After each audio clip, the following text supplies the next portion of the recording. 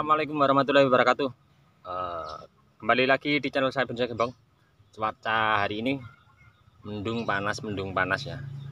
Anginnya berkurang jadi agak ngap. Oke, kali ini saya mau membahas untuk bagaimana memanfaatkan limbah pucuk kimeng daripada dibuang, kita pelihara, kita stek menjadi bahan yang sangat istimewa ya bagi saya sendiri. Untuk teman-teman nanti bisa dinilai hasil karya saya belum membuat kategori bonsai, membuat bahan dasar untuk gerak dasar dan program akar.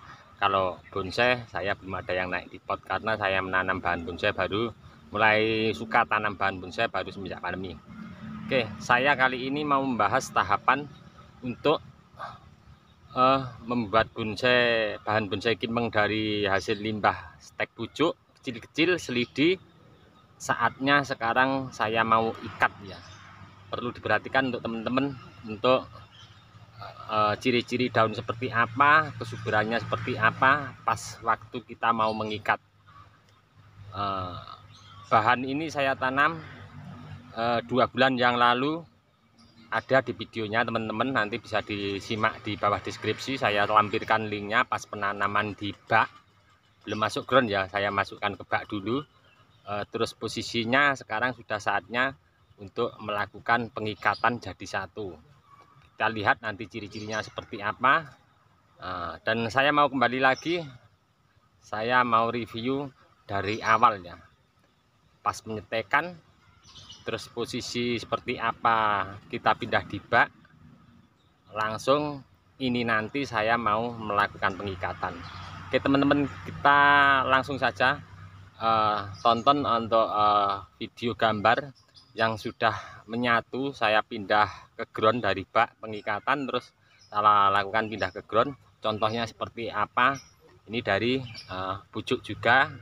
Dari awal nyampe akhir nanti saya mau berbagi untuk teman-teman nyampe tahap nanti saya melakukan pengikatan. Kita langsung lihat saja di bahannya di ground yang dari pucuk. Kawan-kawan, ini ya contohnya. Ini berumur dari pertama stek nyampe sekarang, dari awal ya, dari tahap awal potong stek pucukan nyampe sekarang sekitar 2 tahun. Kalau 2,5 tahun belum ada, sekitar 2 tahun. Karena untuk ini saya abadikan ya, untuk saya ambil fotonya, saya lihat di galeri, di rincian tanggalnya ada pas pertama kali stek. 2 tahun udah sekian ya, dari pucukan sekian ya. Nah, nanti saya berikan contoh untuk tahapannya dari awal sampai sekarang. Memang nanti mau saya bahas untuk pengikatannya. Oke, kita lihat dari sebelah sana ya untuk bahan ini ya. Oke, ini dari sebelah sini ya teman-teman. Ini sebenarnya udah mulai kita setel lagi, berhubung waktunya mungkin terlalu padat banget, banyak kegiatan di kebun, jadi sampai terbengkelai. Nanti mungkin saya akan besarkan groundnya, kemudian saya kerjakan lagi. Oke, kita langsung saja untuk mulai dari tahap-tahap pertama sampai nanti yang kita mau bahas, saya mau bahas itu cara pengikatan.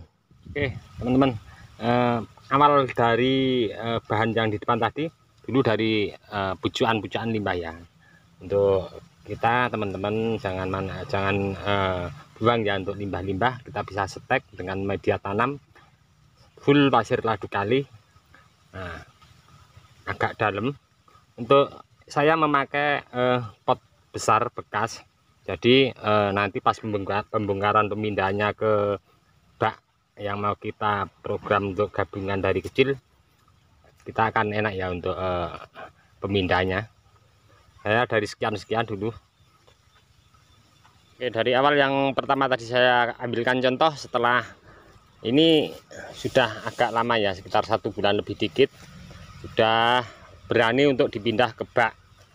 Nah, untuk pemindahan juga perlu diperhatikan, jangan ada daun yang pucuk muda ya. Kalau pucuk daunnya ini masih banyak yang muda, tentunya akar putih banyak. Kalau ini udah siap karena udah stuck ya, hijau daunnya udah agak menguning, berarti ini minta dipindah ke dalam bak untuk dijadikan bahan bonsai gabungan. Oke, kita langsung saja untuk membahas cara pengikatan yang sudah saya pindah di bak. Untuk video 2 bulan yang lalu ya, yang saya tanam di bak, nanti bisa dilihat untuk teman-teman di bawah deskripsi, saya nanti lampirkan linknya pas penanaman di bak. Kita langsung menuju ke bahannya, membahas untuk secara detail pengikatannya bagaimana dan ciri-ciri daunnya seperti apa untuk saatnya penggabungan pengikatan. Ini dibantu sama teman saya, Mas Bolet dari Klaten. Punya channel juga teman-teman, ini untuk YouTube-nya apa Mas Bolet? YouTube-nya Mas Bolet Serut. Untuk di channel YouTube beliau bisa ada dibantu teman-teman untuk disimak ya untuk YouTube beliau. Nah, ini untuk tekstur daun kita perhatikan ya sebelum kita melakukan penggabungan. Daun pucuknya kembali lagi jangan ada yang muda, karena kalau daun pucuk muda otomatis akar putih di bawah banyak, nanti riskan kita gerakkan pengikatan nanti akan putus. Nah, seperti ini ya, kita pruning, kita sisakan pucuk, tinggal pucukan aja ya, tinggal pucukan daun, semuanya kita pruning, disisakan kira-kira nah seperti ini. Untuk ujungnya kalau ada cabang-cabang di bawah seperti ini dibuang ya, saya buang. Nah, seperti ini saya buang. Saya mau kerjakan dulu untuk pemruningan ini. Saya melakukan mencoba ini dulu pas 2 bulan yang lalu, 2 bak ya, 2 bak ember saya coba, nanti saya kerjakan untuk kedua-duanya, tapi saya mengambilkan contoh untuk satu bahan ini aja untuk teman-teman, mudah-mudahan ini bermanfaat ya. Oke, saatnya untuk pengikatan ya. Setelah tadi untuk cabang-cabang kecil saya buangi semua, sudah seperti ini, saya akan lakukan untuk pengikatan. Untuk pengikatan saya lakukan di kira-kira 5-10 cm dari bawah. Saya sederhana untuk pengikatan memakai tali rapiah. Pengirit Agak longgar saja, nggak usah terlalu kencang untuk pengikatan. sirkulasi. Yes, oke, sudah ya teman-teman. Kita biarkan begini dulu. Untuk tahap berikutnya ini kan daun sudah stuck ya, daun sudah stuck, tidak ada nutrisi di bawah. Kita harus kasih nutrisi yang bagus ya, karena ini pohon kita paksakan untuk menjadi satu. Terus hati-hati pengikatan jangan terlalu rapat banget begini, biarkan renggang dulu nanti, karena kalau terlalu rapat terjadi penguapan panas dan mungkin ada 1, 2, 3 yang mati, terutama yang batang-batang kecil ini ya, pasti ada salah satu yang mati. Ini beberapa kali saya praktek dan hasilnya seperti apa tadi yang seperti di depan saya bilang ya. Untuk yang kecil yang riskan paling cepat mati kalau kita ikat. Biarkan begini dulu, nanti memang prosesnya agak lumayan lama, tapi saya berharap yang kecil-kecil ini tidak mati. Untuk tahap terakhir lakukan pemupukan yang bagus ya bunya.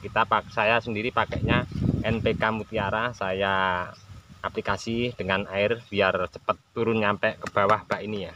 Dan ini nanti mungkin kalau sudah mulai mengangkat kesuburan, mulai tumbuh tunas-tunas banyak, akan saya lakukan pengelompokan ya, seperti ini. Ini contoh ya, saya ambilkan ke pengelompokan gini, saya tarik ke samping sini pakai tali rapiah juga. Semuanya kita variatif selera ya. Setelah itu seandainya sudah siap untuk masuk ke lahan ground, kapan waktunya nanti akan saya share terus untuk teman-teman untuk perkembangan bahan ini ya teman-teman. Setelah selesai pengikatan seperti tadi yang saya sampaikan, pohon ini kita paksakannya untuk diikat, terus daunnya sudah stuck, sudah tidak berjalan lagi untuk kemungkinan subur, perlu kita lakukan untuk pemupukan. Seperti sebelumnya untuk perawatan dan pemupukan rutin. Untuk kalau saya pribadi di bak seperti ini, saya pakainya pupuk yang bagus ya. Saya siram pakai NPK Mutiara yang sudah saya cairkan. Yang banyak ya enggak apa-apa. Untuk takaran kita menyesuaikannya, tergantung juga dosis dari NPK nya sendiri. Saya ini pakai NPK Mutiara 1616, paling saya kasih 1 sendok makan, terus airnya penuh seember sekian, saya siramkan semua untuk ke bahan ini. Itu di agak yang di jauh sana, nah itu nanti juga saya mau gabungkan di sebelahnya ini. Ini saya ambilkan contoh untuk teman semua, saya ambilkan satu bahan untuk contoh. Setelah ini lakukan untuk pembilasan ya, pembilasan pakai air yang banyak. Oke, seperti ini. Kita siram atasnya sekalian, tidak apa-apa. Oke teman-teman, kapan waktunya kita memindahkan ke langsung ke ground? Waktunya kita perlu banyak perhatikan untuk bahan ini. Saya tidak bisa memberi jangka waktu ya, kita tergantung lihat kondisi tanaman kita. Kalau biasa teman-teman banyak sekali yang tanya, saya juga pemula sih, banyak yang tanya berapa bulan bang, itu saya tidak bisa menjawab ya, tergantung kita merawat bahan ini. Merawat bahan ini bagaimana menyuburkan. Nah, nanti ada teknik-tekniknya untuk pemindahan ke dinding ground. Caranya bagaimana, teknik-tekniknya seperti apa, jangan sampai salah untuk teman-teman untuk pemindahannya.